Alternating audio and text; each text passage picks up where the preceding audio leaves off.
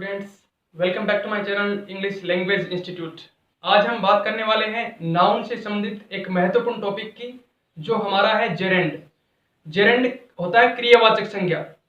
Noun से संबंधित अगर पिछली वीडियोज अगर आपने नहीं देखे हैं तो डिस्क्रिप्शन में लिंक दे रखा है, वहां से आप सभी वीडियोज को देख सकते हैं। तो अब हम बात करते हैं जेरेंड के बारे में। जेरेंड क्या होता है, सबसे पहले इसकी परिभाषा देना सही रहेगा आपके लिए। जेरेंड जेरेंड को हिंदी में हम कहेंगे क्रियावाचक संज्ञा। एक्चुअल में होता क्या है कि जो वर्ब होती है, वर्ब से ही जेरेंड बनाया जाता है। वर्ब में जब आईएनजी जोड़ दिया जाता है और उसका यूज, उस बने हुए आईएनजी से बने हुए शब्द का यूज जब हम क्रिया संज्ञा के रूप में करते हैं तो वो क्या होता है, वो जेरेंड कहलाता है। मीन्स वर्ब फर्स्ट फॉर्म में और उसमें जोड़ दिया हमने आईएनजी, तो ये जो बनेगा ये हमारा हो जाएगा जेरेंड। जेरेंड एक्चुअल में भाववाचक संज्ञा की तरह काम करता है। तो जितनी भी क्रियाएं होती हैं वो भाववाचक संज्ञा एब्स्ट्रैक्ट नाउन के अंदर ली जाती हैं, लेकिन जब आईएनजी इसमें जोड़ दिया जाता है और एज ए नाउन यूज होता है तो हम क्या समझेंगे, इसको जेरेंड समझेंगे। इसको डिफाइन कर देता हूं आपके सामने। Gerund, when a verb is added with ing and used as a noun, it is called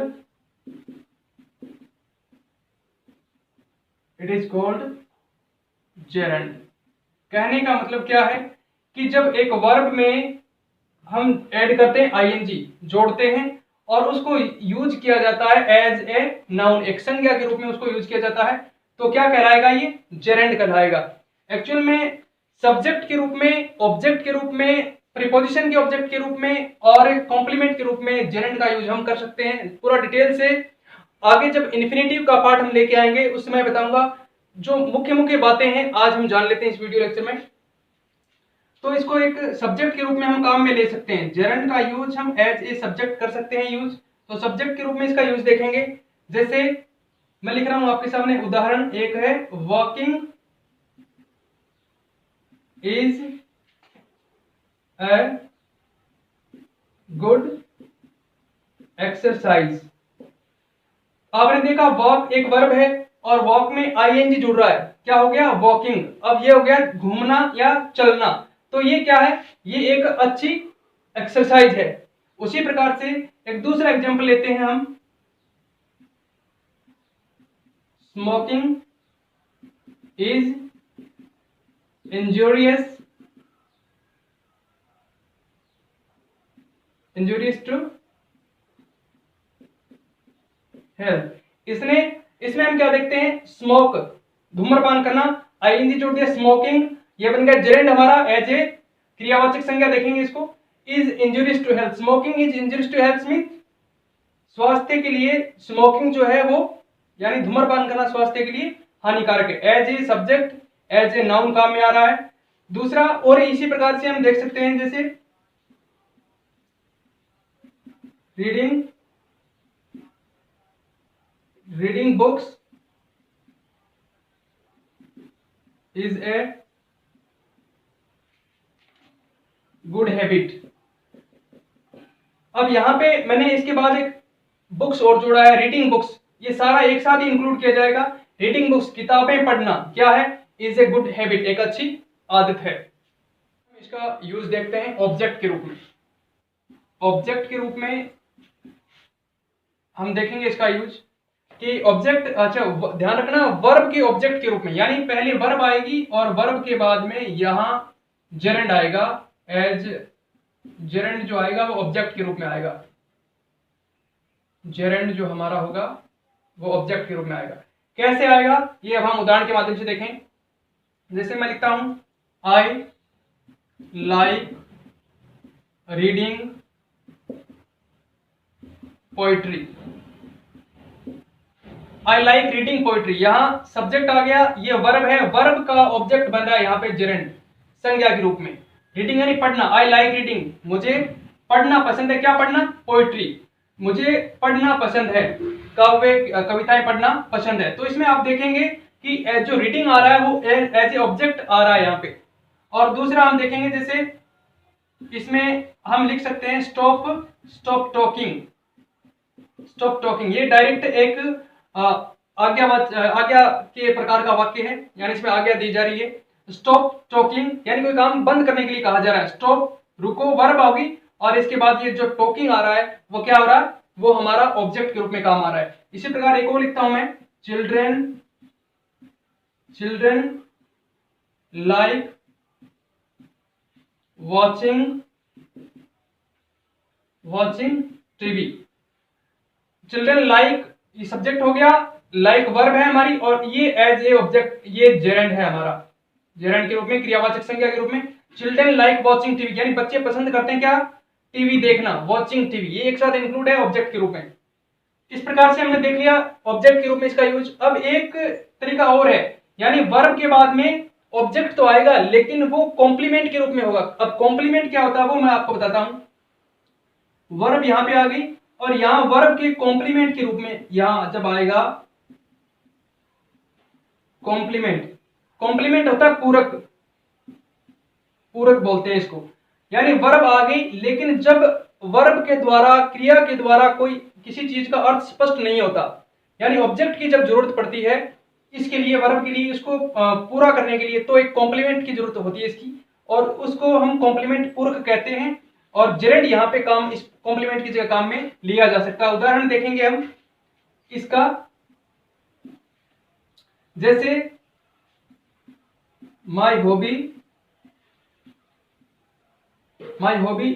is, मेरी अभिरुचि है, मेरी अभिरुचि है। इससे कोई जो अर्थ की सार्थकता हमें मालूम नहीं हो रही है, इस वजह से इसको हम पूरा करना चाहेंगे, और यहां जो यूज होगा जेरेंड का वो एज ए कॉम्प्लीमेंट के रूप में यूज होगा। तो देखते हैं, my hobby is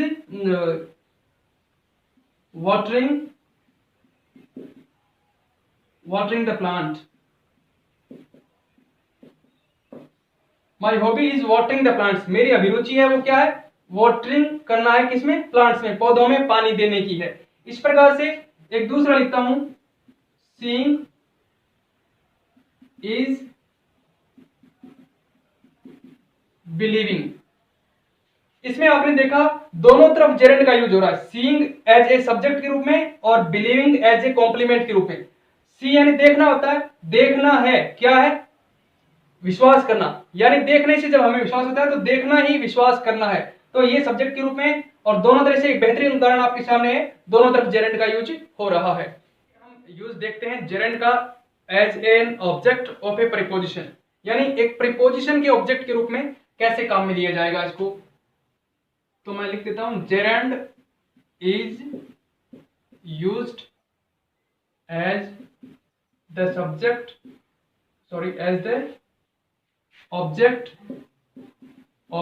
of a preposition as a noun।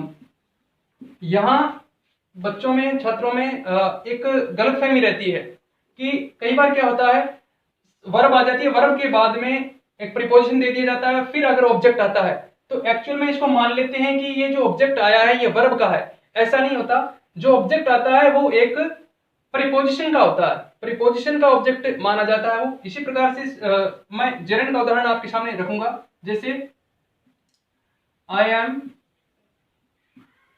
Fond of playing cricket.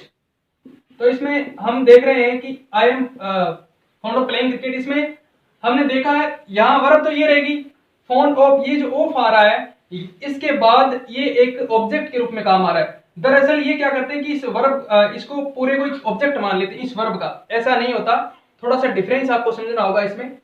ये ऑब्जेक्ट है, ऑब्जेक्ट के बाद ये एक ऑब्जेक्ट, सॉरी, ये प्रीपोजिशन है, प्रीपोजिशन के बाद ऑब्जेक्ट के रूप में प्लेइंग काम आ रहा है। मैं शौकीन हूं किसका? क्रिकेट खेलने का। इसी प्रकार हम दूसरा देखते हैं उदाहरण, दे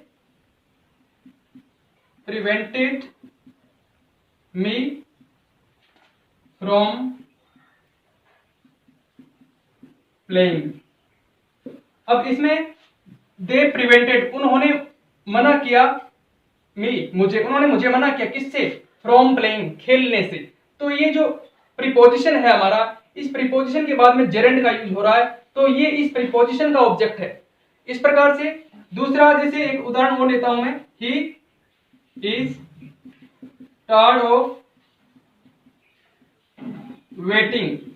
इसमें हमने देखा ही इज टायर्ड ऑफ, वह थक गया है किससे? ऑफ वेटिंग से, यानी इंतजार करते करते। इंतजार करना यहाँ एक ऑब्जेक्ट है, लेकिन ये ऑब्जेक्ट किसका है? इस प्रीपोजिशन का ऑब्जेक्ट है, ऑफ का। इसी प्रकार से कुछ प्रीपोजिशंस ऐसे होते हैं जिनके बाद हम लगभग इस जेरेंड का ही यूज हम करेंगे। मैं आपके सामने कुछ प्रीपोजिशन लिख रहा हूं, जैसे फ्रॉम है, बिफोर, आफ्टर, विदाउट, विदाउट के बाद for, in, at, on, of, और इसके अलावा बिसाइड। ये कुछ प्रीपोजिशंस आपके सामने हैं जिसके बाद जेरेंड का यूज किया जाता है। जेरेंड से संबंधित कुछ और बातें हम जानेंगे, वो जब मैं इन्फिनेटिव आपको पढ़ाऊंगा। इन्फिनेटिव और जेरेंड का एक अलग पार्ट आएगा आपके सामने, उसमें हम थोड़ा और जानेंगे जेरेंड के बारे में। आज का ये वीडियो लेक्चर आपको कैसा लगा? अगर अच्छा लगा तो शेयर जरूर कीजिएगा, इसको लाइक जरूर कीजिएगा ताकि हमें मोटिवेशन मिलता रहे। चैनल को सब्सक्राइब करें और बेल आइकन को प्रेस करें ताकि आपको नए अपडेट्स मिलते रहे। Thank you.